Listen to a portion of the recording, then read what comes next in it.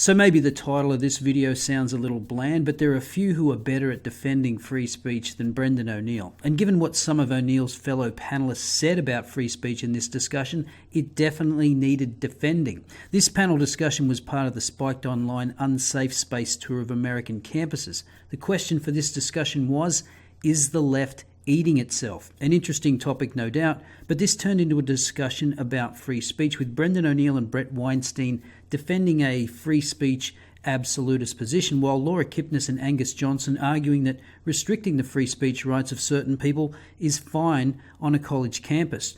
Mostly what I've included here is Brendan O'Neill speaking, but I also include some of the points of Kipnis and Johnston to provide context to what O'Neill was arguing against. I thought Brendan O'Neill destroyed the arguments of the would-be censors Kipnis and Johnston, but I encourage you to watch the full hour and a half and make up your own mind. Enjoy.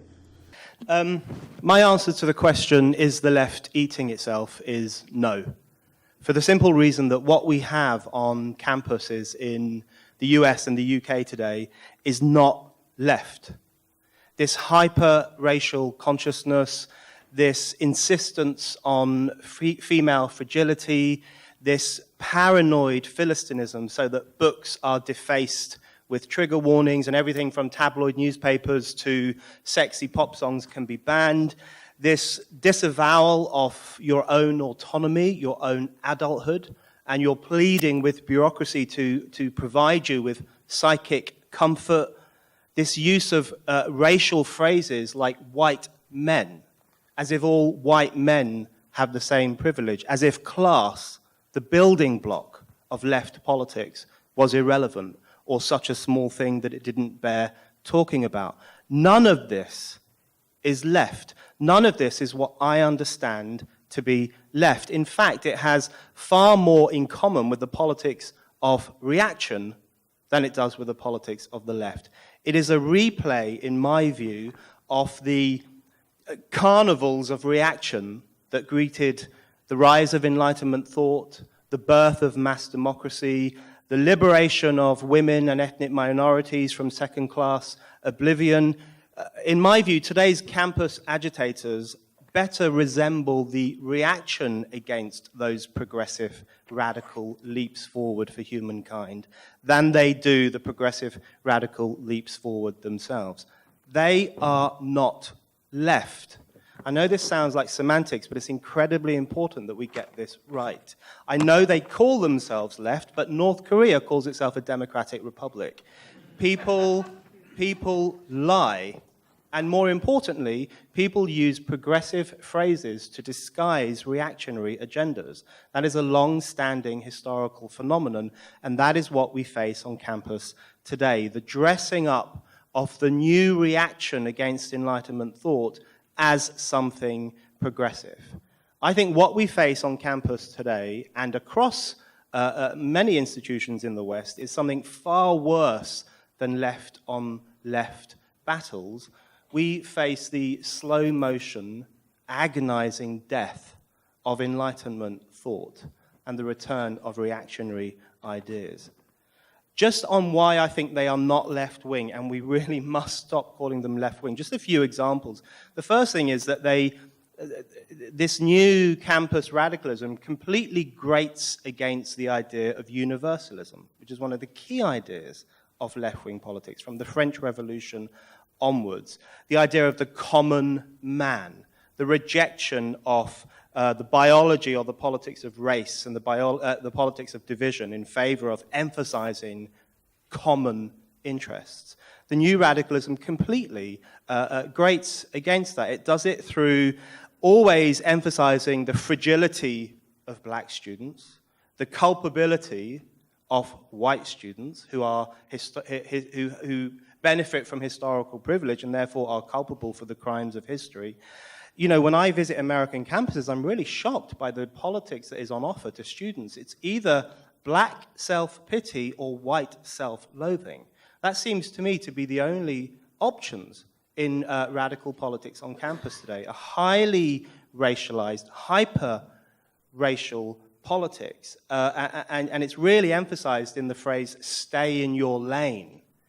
Don't ever dare to mix too much with the other race or offer too much solidarity to the other race because you're getting above yourself. You should stay in your lane.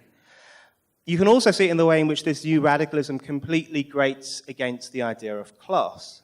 As I was saying earlier, their use of the phrase white men, this amorphous phrase, white men are bad, of course, all white men are bad, even the white men who historically helped to develop the Enlightenment and radical thinking and so on. They're all bad, they're all the same, and they all enjoy privilege. It's complete negation of the idea of class, the key dividing line in modern society, and the foundation stone of left-wing politics. You can also see the way it's not left in the way it demeans women and ethnic minorities. Women are presented as fragile, as requiring Victorian-style chaperoning through daily life. They couldn't possibly negotiate the ups and downs of public life and student life and sex life on their own. You think that's left-wing. Can you imagine Rosa Luxemburg or Frida Kahlo, famous communists who had affairs with all sorts of people, shrinking in case if someone offered to buy them a drink or if someone touched them on the shoulder? It's ridiculous. This is not left. They demean ethnic minorities too, with their acquiescence to the idea of microaggressions, where everyday conversation is presumed to be hurtful to certain minority groups, or their champion of the removal of certain statues or the renaming of certain buildings. I've heard radical students talk about the environmental menace of statues of old white men, as if ethnic minority students are incapable of walking past a statue without being wounded by it. It is not left to push such a demeaning racial view of certain groups in society. And in fact, what it does, it actually reinvents the biological determinism of the old racial politics, but in the language of historical determinism. They are wounded by history.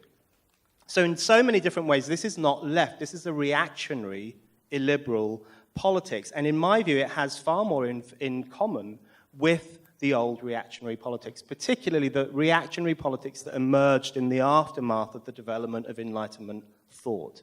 And there was a famous reactionary 18th century French philosopher who hated the Enlightenment. He thought it was the worst thing that ever happened.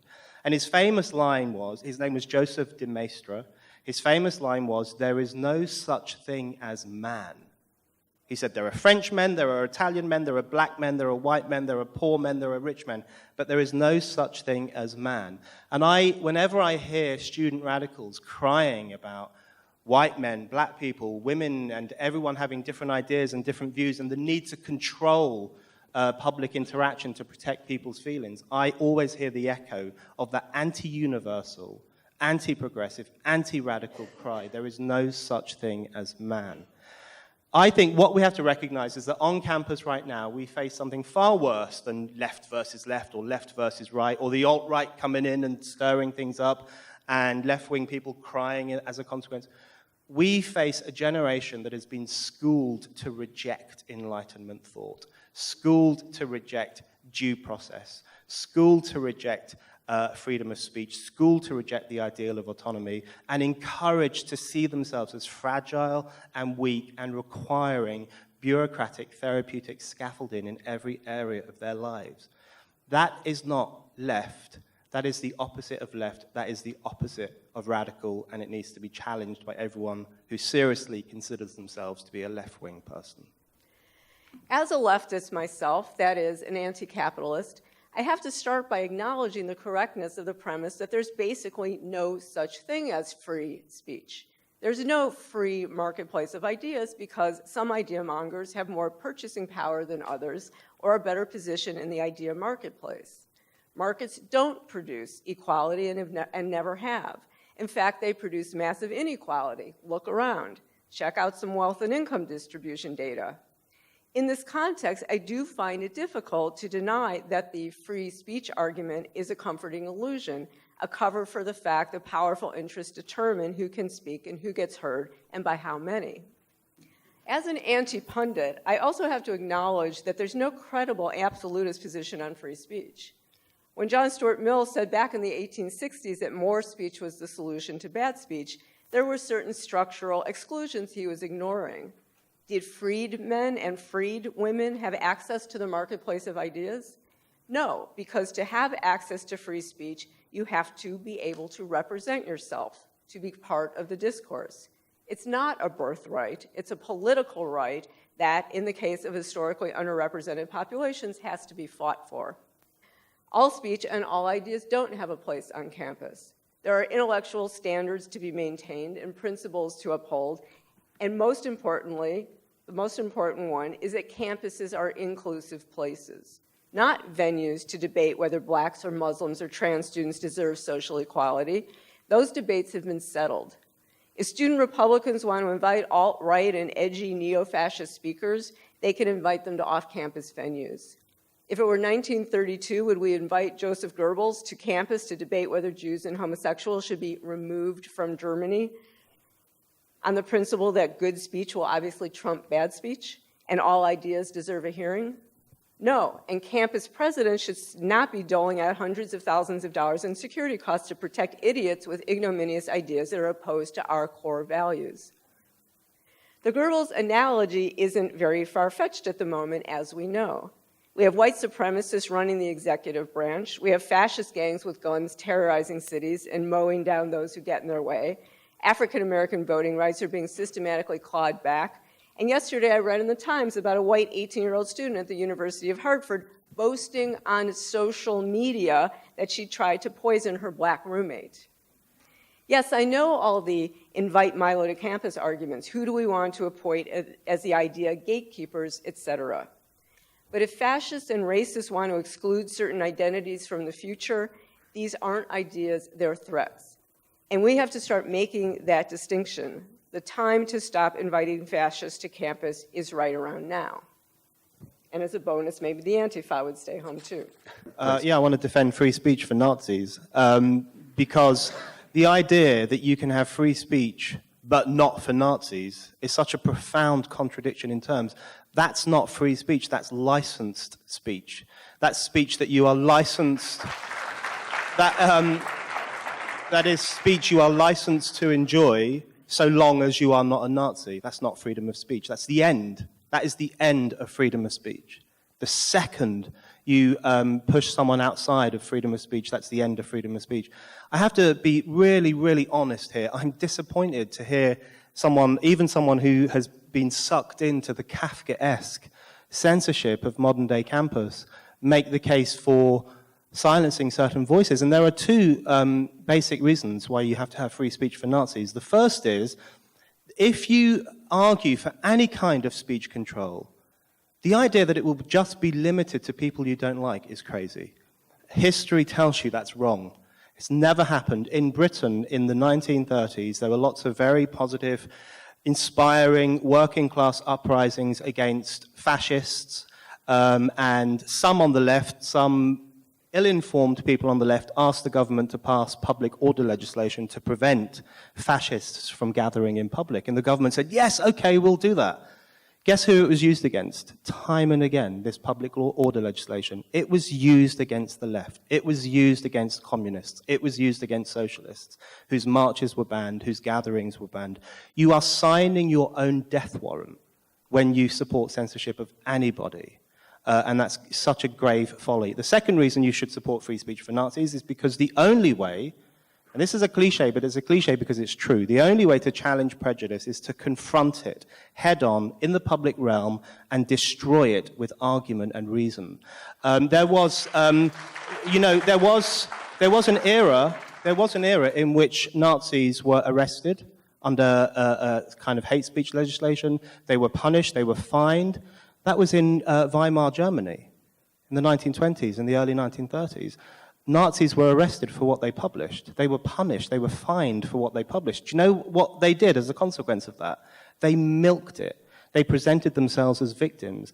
They won more support among the public and among the racist sections of the public by presenting themselves as the victims of authority. If you censor Nazis, you help Nazis. That's what history tells us. I think this question of, does free speech and free debate work to defeat fascists and that kind of thing, I think that's an empirical question. And I don't think it's sufficient to say that in the Weimar Republic they persecuted Nazis and then there were Nazis, and so therefore you have to have free speech for Nazis. I think we need to look at it in a little bit more complexity. And I think one of the things that I would look at is the question of whether the tactics of Antifa are working right now. And I think there is a case to be made that they are successfully disrupting the organizing of a lot of these white supremacist groups, that the white supremacists are having a hard time getting together. And one of the things that they need to be gathering in public spaces so that the Nazi curious among us can connect up with them in real space, in face-to-face. And if we make it harder for them to do that, then it is harder for them to recruit. And, in relation to Antifa poses as this kind of radical lefty kind of, like the international brigades that went off to fight the fascists in Spain. Do me a favor. The Antifa is a bourgeois, censorious, shrill, anti-democratic, anti-working class. For them, for George Orwell, anti-fascism meant going to Spain and risking your life to kill actual fascists. For Antifa, it means getting a bus into town and punching a working-class Trump supporter in the face. That's not the same thing. And the point I would make is, just the final point I would make is that if you want to see the danger of censorship, just look at people like Richard Spencer and Milo Yiannopoulos. Their fame, their power to the extent that they have it, their influence, the fact that you all know who they are, even though they don't have any good ideas, is entirely down to censorship. The more you censor them, the more you chase them, the more you create this culture of fear around them, as if these two people could destroy America, the more you empower them. Censorship empowers the people it censors. It disempowers the audience, ordinary people who are deprived of the opportunity to challenge backward ideas. Censorship benefits the censored in many instances. Censorship is a real blow to ordinary people who don't share these views and would quite like to hear and confront them. Censorship is a disaster in every single instance, whether it's being enforced by the government or bureaucrats at a university, whether it's formal or informal, whether it's state-led or, in the words of John Stuart Mill, the tyranny of wisdom. Whichever area it's coming from, it is a disaster and it will make life and politics worse. The conversation we have been having, I think, divides between whether the free speech issue is like idea neutral, and we have to support the free speech as a principle, or whether the ideas that are being promoted have efficacy and matter and affect people's lives, particularly on campus, because I'm talking about the campus situation and how what's said. I mean, if we allow white supremacists on campus to organize on campus, we are effectively saying it's okay to create exclusions for other populations. And I think that is opposed to what the mission, what we're supposed to be about in higher education.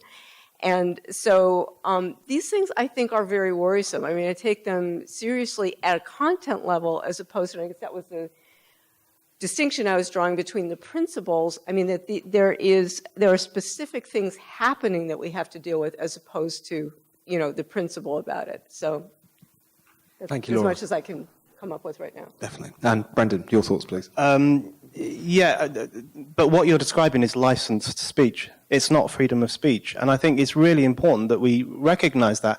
I think I agree with the speaker here who said that the overreaction to the right is now more dangerous than the right. I am opposed to Trump. I'm against pretty much everything he's done so far and everything he's said.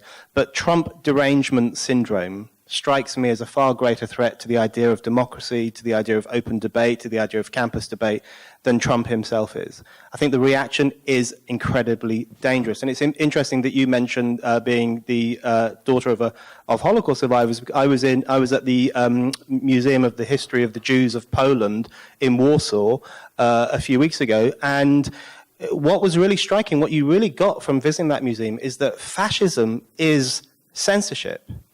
And anti-fascism is freedom of speech. Because what it had in that museum was all these pamphlets and magazines that people produced in the Warsaw Ghetto, for which they could be shot on the spot. So they had to hide them, they had to print them in bunkers, they had to distribute them in the dead of night because they were censored by the Nazis from expressing themselves. Nazism is censorship. That's what it is. Anti-fascism is freedom of speech. If you are attacking freedom of speech, you are not an anti-fascist. That is the bottom line of this discussion. You are far more... You are far more like the other guys. You are far more like the guys who threatened to kill Warsaw Ghetto Jews for publishing pamphlets. Final point I want to make on the heckling question. I think the heckling question is very simple. One of the greatest things ever written about freedom of speech was written in response to the heckling question. It was a plea for free speech by Frederick Douglass, the great abolitionist, who wrote this piece after a meeting of abolitionists in Boston was interrupted by racists and pro-slavery people and shouted down. And he wrote a plea for free speech, which is one of the best and most passionate things you will ever read in defense of freedom of speech.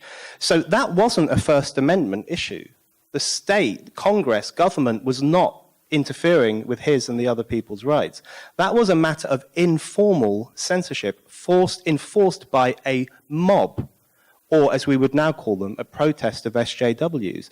So this question of informal censorship has been around for a long time. And if you want to know when heckling becomes a problem, i.e. when someone is prevented from speaking, read Frederick Douglass, read the minority groups who struggled for freedom of speech for decades, who you now demean through saying, oh, free speech doesn't matter. That's the shocking thing. Heroes of mine had their ears cut off, their tongues pulled out, they were tied to the stocks, they were pelted with eggs, they were jailed for years for expressing their freedom of speech. The idea that you would now turn against the idea of freedom of speech is a grave insult to history and to the people who made our lives as nice as they currently are.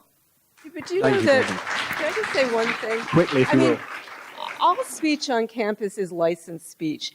Only certain people get to speak. Only certain students get in on the basis of their ideas. Certain people are allowed to teach, on the basis of being judged adequate to speak. We don't let people, like in class, say fuck you to their professor. It is already, there are speech codes and civility codes in place, so it is licensed speech. If groups, that is the bottom line. No, but the problem is if groups of students want to invite someone because they're interested in his ideas and they want to hear from him, and there is a rule or a policy code or another group of students who prevent them from doing so, that's where it explicitly becomes a freedom of speech question. People are being prevented from engaging in discussion with someone they find interesting.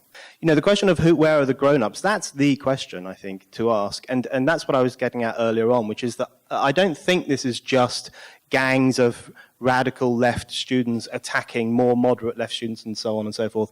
It's something more profound than that. It's the playing out of a long-term generational loss of faith by Western society in its own founding values.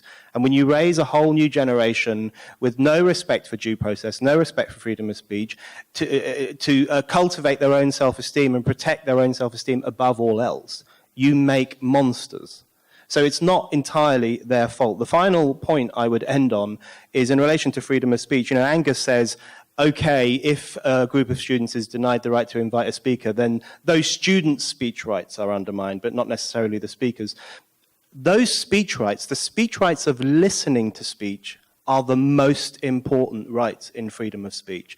Because it's only by having the right to hear everything and judging for yourself if it's a good idea or a bad idea that you can be a full-rounded, free member of society. Censorship tells you not to think for yourself. Censorship invites you to be a child. Censorship says, you don't have to hear this thing because we have decided on your behalf that it's not a good idea.